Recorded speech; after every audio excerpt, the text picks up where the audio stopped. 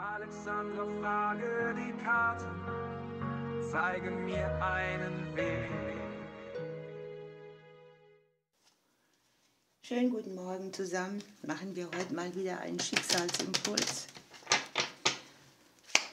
Schauen wir, um was es geht, an welches Kollektiv, an welche Energie.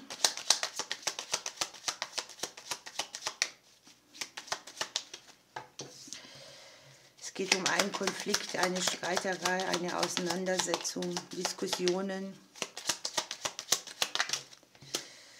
Es kann jetzt mit dem Amt oder der Behörde sein, mit trennenden Faktoren, mit der eigenen Selbstständigkeit, Sachen, die vielleicht aus Trennungen auch noch wirken, oder etwas, wo man sich auch mal durchsetzen muss, wo man, wie würde ich sagen, die eigene Grenze sprengen muss, für sich einstehen muss. So, dann haben wir den Segen und die mögliche Herausforderung. Und dann haben wir unten noch, wie können wir beides miteinander verbinden.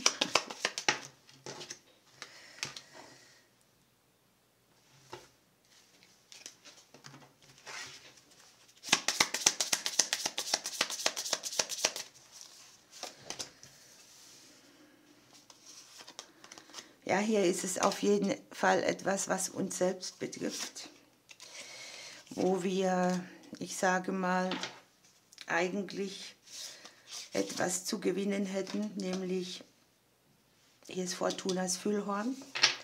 Das heißt, hier gäbe es irgendwo eine gute Möglichkeit oder eine Situation, wo wir wirklich begünstigt sind.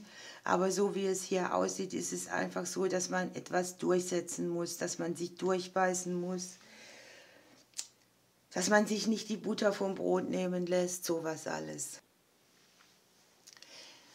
Das Gute hier ist trotz allem, dass wir hier die Trumpfkarte haben, ne? Da ist es schon so, dass wir auch Dinge meistern, die vielleicht unangenehm sind, dass wir ein bisschen über uns selbst drüber wachsen können, eine gute Erfahrung machen. Das Leben meint es hier eigentlich gut mit uns, aber wir müssen es durchbeißen. So, dann haben wir die Challenge und den möglichen Segen. Hier ist Erfahrung, die man noch macht. Es betrifft uns selbst, den annehmenden Teil.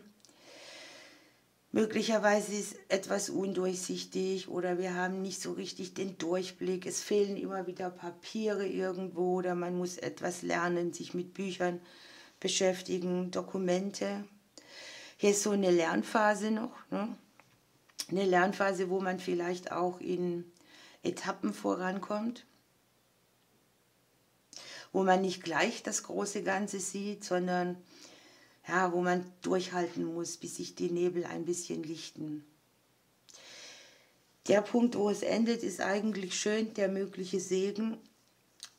Der heißt nämlich, dass wir aus so einer Situation, wo es uns an Antrieb mangelt, wo wir ein bisschen schwächeln, wo es so kürzere Durststrecken gibt oder man sich eben malat fühlt, dass wir das in eine Situation beamen können, wo wir Veränderung und Neubeginn haben.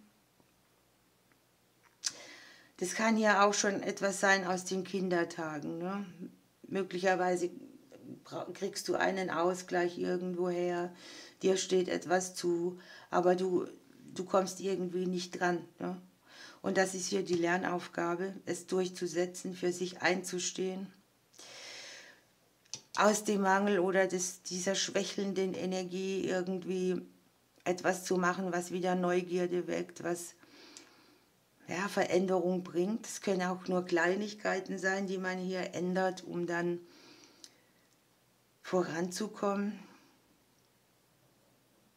Kann jetzt hier zum Beispiel auch eine Auseinandersetzung sein, die man, wo jemand von dir Abstand genommen hat oder du von ihm. Trennende Situationen auch bei Kindern. Und hier unten, wie können wir das eine mit dem anderen verbinden, ist, dass wir das Schicksal eben nicht aufhalten können, dass wir das Außen nicht anhalten können, dass wir auf unser gutes Fundament bauen können, dass wir vielleicht das Umfeld mit einbeziehen und dass wir hier überprüfen, wie realistisch sind denn meine Dinge, ne? Wo baue ich auf Hoffnungen und Träume, wo hat etwas einen Faktor, den man gut durchziehen könnte.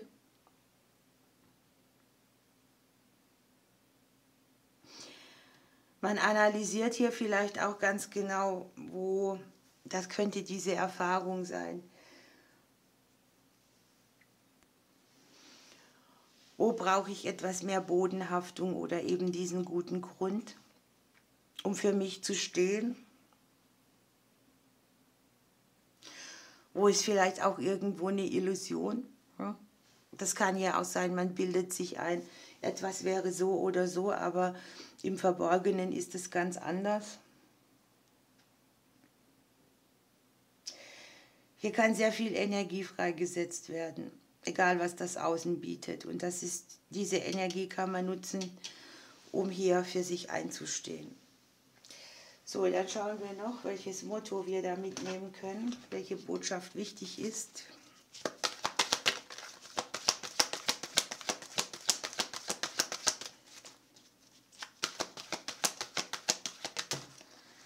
Hier haben wir 2 gekriegt.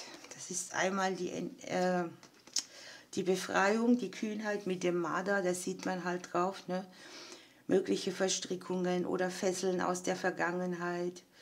Und hier sieht man, dass der Knoten sozusagen frei wird, dass sich etwas befreit, dass man nicht mehr angebunden ist an etwas.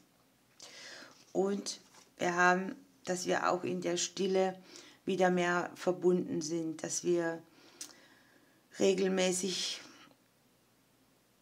Zeiten pflegen, in denen wir eben still sind, in denen wir auf unsere Intuition auch hören, auf unser Unterbewusstsein, gerade wenn es nebelig ist. Ich denke, das ist für viele eine größere Befreiung von irgendeinem Potenzial, das sie lange gehindert hat oder gefesselt hat auch irgendwie, ne? Diese Verstrickungen, die wir alle so aufbauen. Ich habe vor kurzem mal einen Spruch gelesen, ich glaube, ich habe es schon mal gesagt, der hieß involviert statt verstrickt.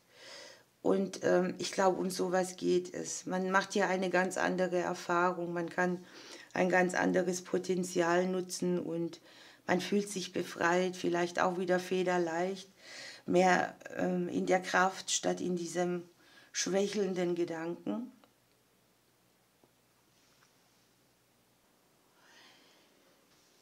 Und das finde ich jetzt auch so schön, denn hier haben wir ja das über sich hinauswachsen, das eigene Grenzen sprengen. Und tatsächlich sagt eben der Marder auch, dass man in der Lage ist, über sich hinaus zu wachsen und dass man jede Art von Fesseln lösen kann. Und hier ist es auch so, dass diese Veränderungen sehr schnell eintreten können. Wir sollen achtsam sein, nichts befürchten, uns immer wieder angebunden fühlen. Dann kommen wir aus dieser Situation raus, ohne Federn zu lassen, ne, in diese frische Energie. Ihr Lieben, ich wünsche euch einen schönen Tag. Ich drücke euch bis morgen.